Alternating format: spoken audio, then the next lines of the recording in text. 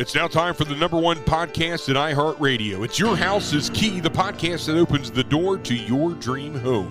Hosted by the remarkable Dannel Shepard, he's your trusted guide in the world of real estate. Whether you're buying your first home, selling your current one, or simply curious about the market, this podcast is your one-stop shop for all things real estate. And now, ladies and gentlemen, please welcome your host and my good friend, Dannel Shepard. What's up? It's the Your House is Key podcast with your favorite realtor, Dannel Shepard. And I got a special guest today, my man, Don. Talk about yourself. Who are? Tell the people who you are, man. Thanks, man. My name's Donnie DePalma. I'm with the Basement Doctor in Cincinnati, but I started a real estate response team about a year and a half ago at our location and kind of specialize in just real estate transactions with inspections. All right, cool. So listen, he gave you a mouthful, but at the end of the day, he's the guy that I trust. And if you ever do business with me and got some type of questions about foundation, as I was saying earlier, about cracks, right? Because there's no such thing as good crack. Any crack you talk about is never a good crack.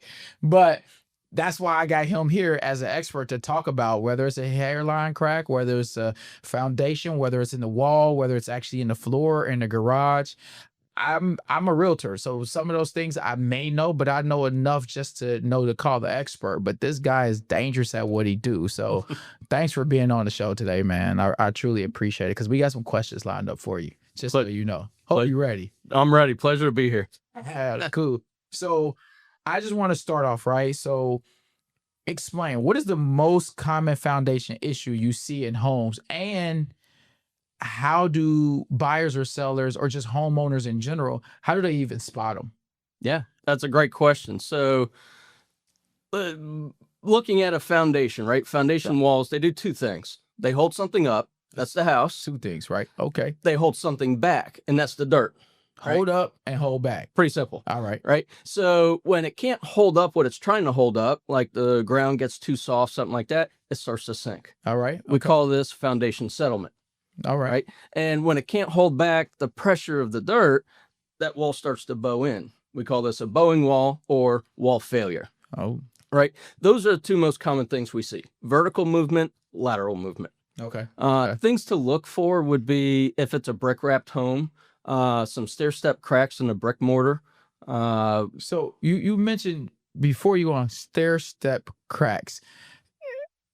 Can you try to paint a picture exactly what that looks like? Yeah. Is it? Okay. Yeah, pretty simple. So we see the brick on the outside. Yeah. It will literally go like this and look like steps going up, usually from a corner or from a window. So almost like you playing Snake on the old Nokia. Yes, absolutely. Yes. If the crack is playing Snake on the outside of your brick mortar, that's a problem.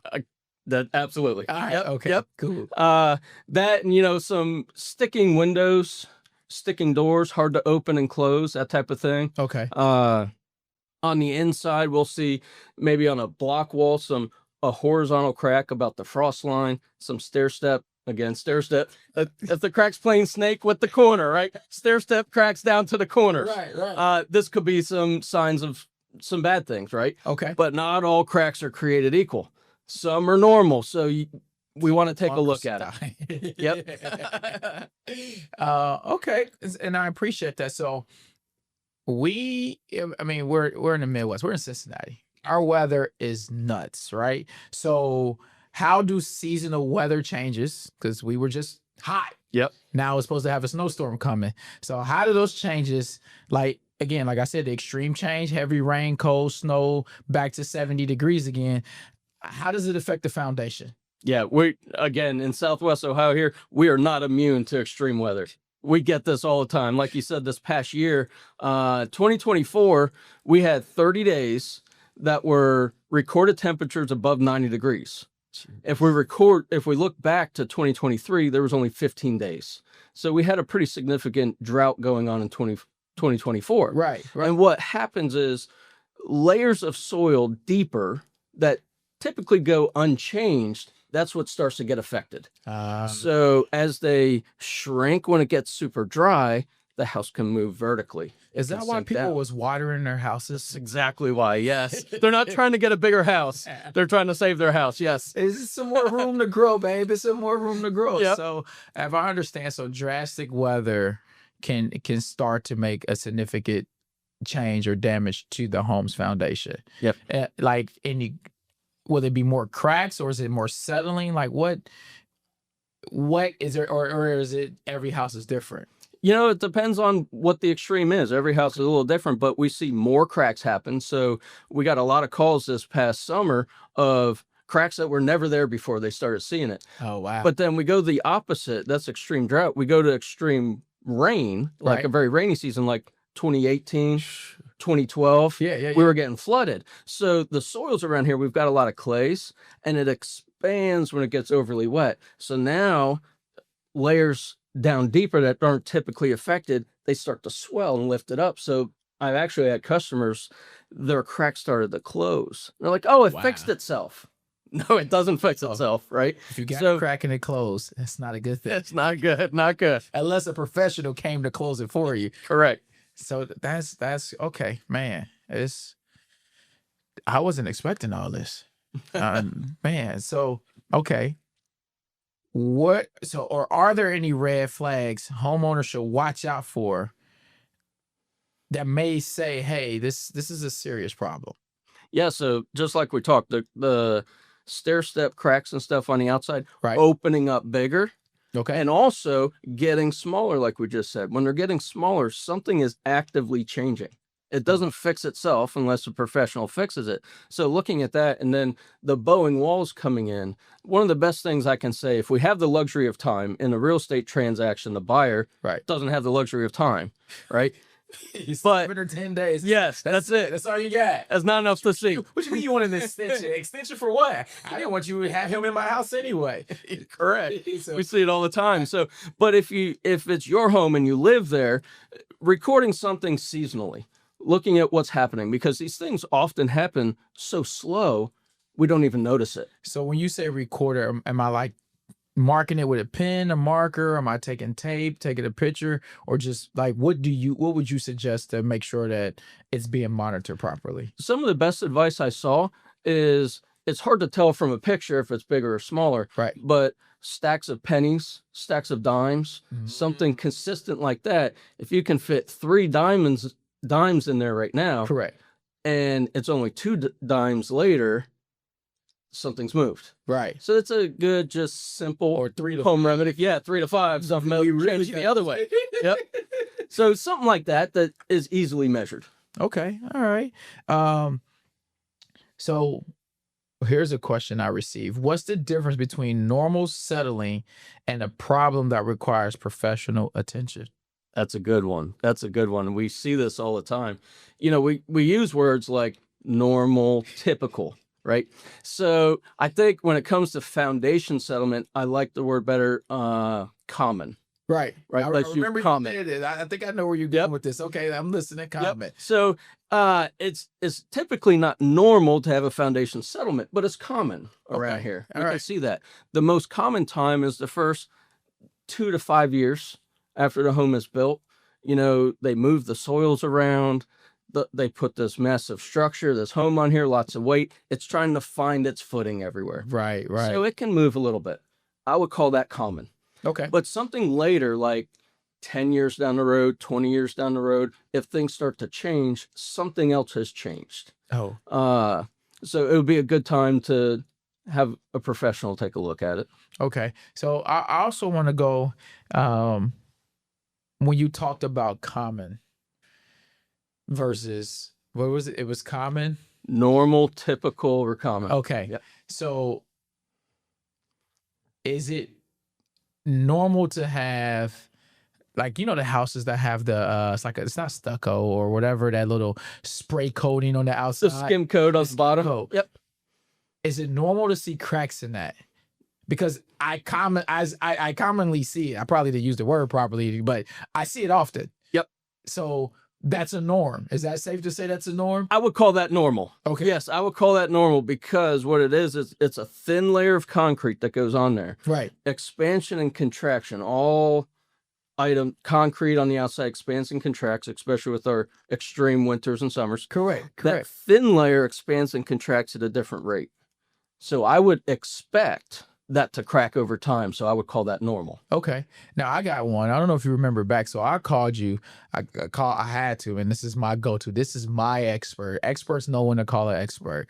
And so we were at a house and we saw the metal and we were freaking out like, hey, now is that normal?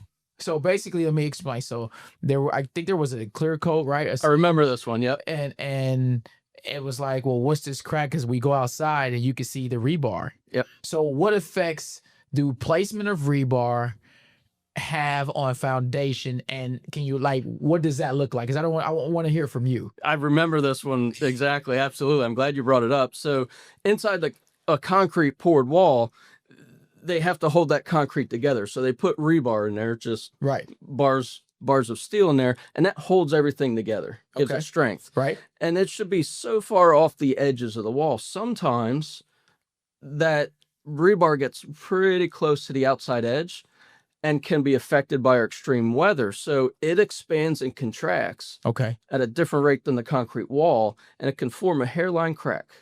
Then water gets in there and expands, freezes in the winter, and it can pop a piece off. Right. This is where we're looking at not all foundation issues are created the same, and not all cracks are a foundation issue. Oh, I like that. Some of them can just be kind of what we say here, normal. Yeah, absolutely. You brought me back to normal. I wasn't coming, but it's normal, right? Yes. So the rebar was placed too far close to the foundation. Yep. During the contractions and this up and down or whatever. Okay. So, and I because I used it. I'm like, listen, it was a horizontal crack from one end to the next. And it was like, because the rebar was too close. Yep. And it's very uncommon in a poured concrete wall to have a horizontal crack. Right. So we want to look at that closer. What is making this happen? Because poured walls typically crack vertically in a V, right? On a diagonal. Yeah. So we looked at that and we're like, this doesn't make sense. Let's look closer. So is a V crack, since this is normal, is it common? Is it oh shoot, let me make a phone call? Or do you pervert, or is it, do we call you when it's we should call you anyway, because none of us, if we're not licensed, I'm calling you. Yep. Why not? But which one should really set off the flag? Is it the straight vertical up and down, or is it the V's, or is it a Y crack? Which ones are we like, yo, we really need somebody out here? The red flag ones are the Y, the V's, but all of them, it doesn't hurt to get an opinion on it. Okay. Right? I'd say get a look. Yeah. Hey, gotta give my guy Donnie a call. So I've been asked a lot, how much does a typical foundation inspection cost, and how often should one homeowner have one? Yeah, that's a good one. That's a number that varies very. Yeah, I was gonna say that. Don't because every project is different. Yeah. So each price can be different. But also my hairline crack could be different than your hairline crack. So just, Yep. But every inspection will be different from company to company type of thing. Right. Right. We don't charge for our inspection, so we'd be glad to come out, take a look at it just to be safe. And some of the best appointments we've had are ones that we come out and find no problem. Correct. Right. It's a phone call and an appointment. That's it. I have no problem with that. I love doing it. Right. Because we want to be sure, we want to be safe. When should a homeowner call? How often?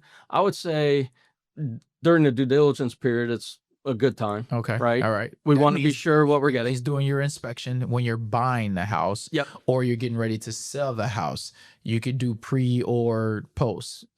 Yep. That's a good shot. But when you own the home, if you're seeing these things open and close that we talked about, window sticking, door sticking, some new stair step cracking, walls moving, that type of stuff, it's not a bad idea to get an opinion when you see that. Okay. So I wouldn't say it's annual or biannual or anything like that, but when you start to see stuff, just pay attention. Pay attention. Pay attention. These things happen so slowly, it's hard to tell sometimes. So, all All right, so we kind of got some of the hows, the whats. Now let's go to here's a question. If a foundation issue is found, what is the most common repair methods and how long do they take? Or is there such thing as a common repair method? I'm starting to learn. I'm starting to understand what you're doing here. There's common and normal repair methods. Yes, yes.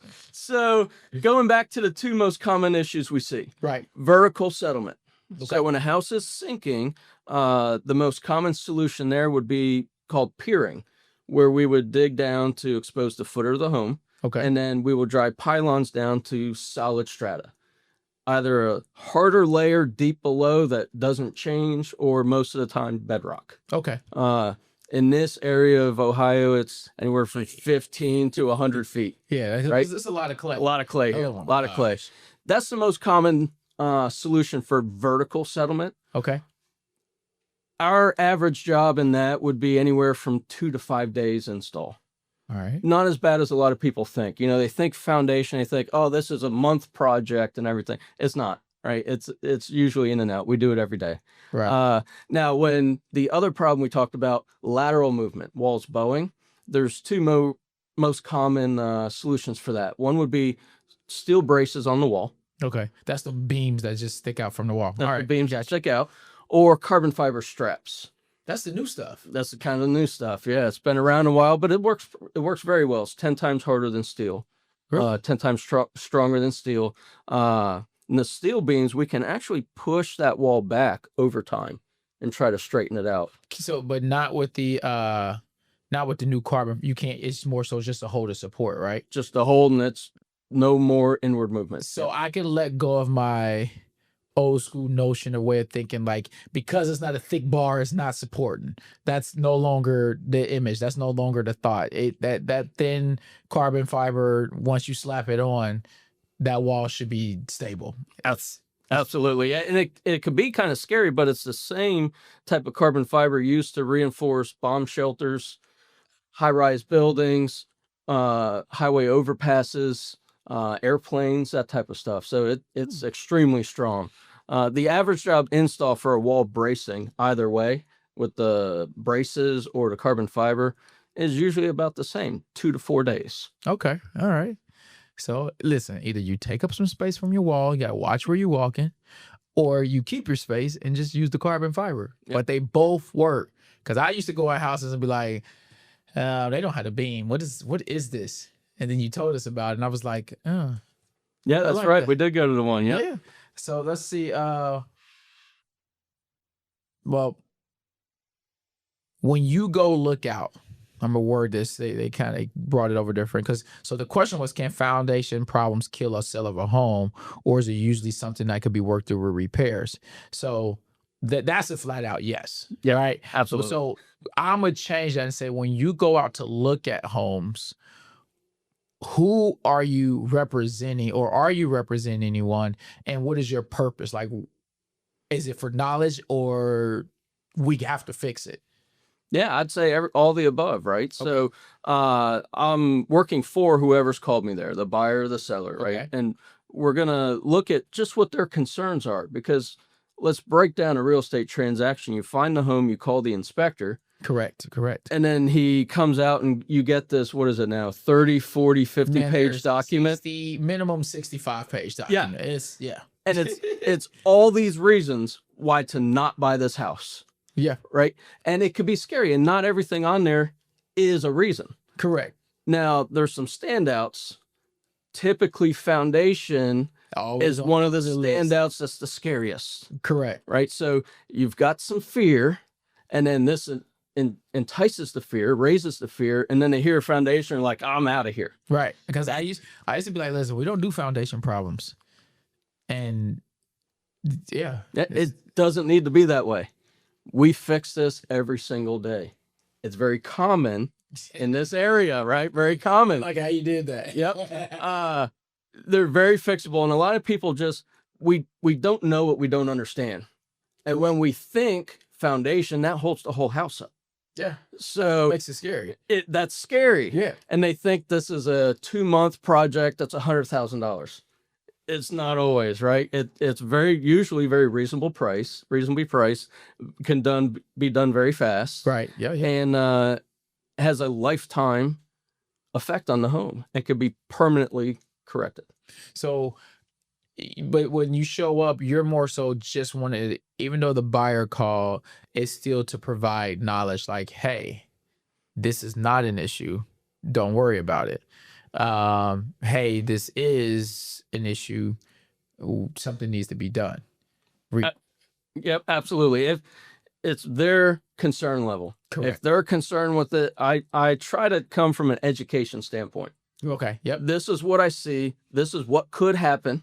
Mhm. Because I don't want to excite more of that fear. They're already scared. I don't have to beat them into the corner, right? Just want to give them the knowledge and tools. Yep. I take two promises, two rules, is that I'll never put a Band-Aid on a bullet hole, Okay. I like that. and I'll never make a mountain out of a molehill. I like that. Band-Aid just on the what- bullet hole, mountain on a molehill. All right, let's do it. Let's see. What advice do you have for buyers who find a home that they love?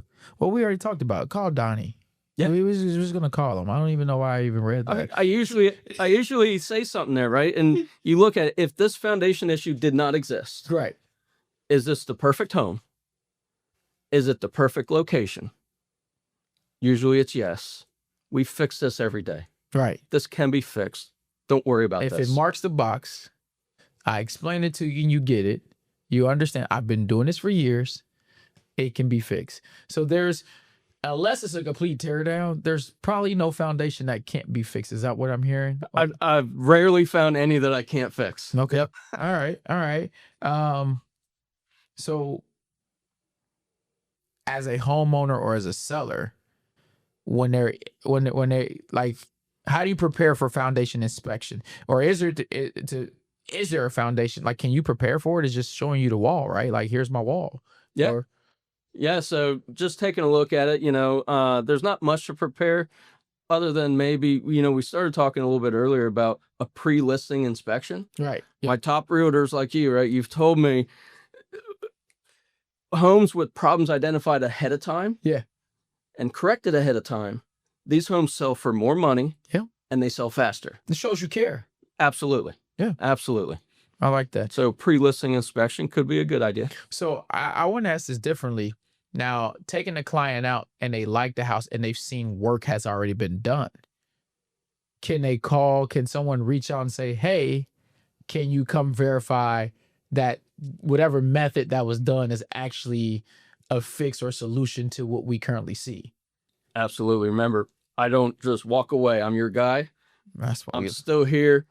It's still part. So I've done this several times with homes that we've repaired, and the buyer, we've repaired it for the seller, and the buyer might be a little, I'm still scared of foundation repair. I'm happy to always talk to them, explain to them how we fixed it, why we fixed it, and what to expect in the future, that this is permanently corrected. So are there warranties? And if so, how long are there warranties, or does it depend on what you get done? Yeah, so our warranties and foundation repairs, lifetime of the structure. Oh, wow. As long as the home is standing, it is covered. Wow.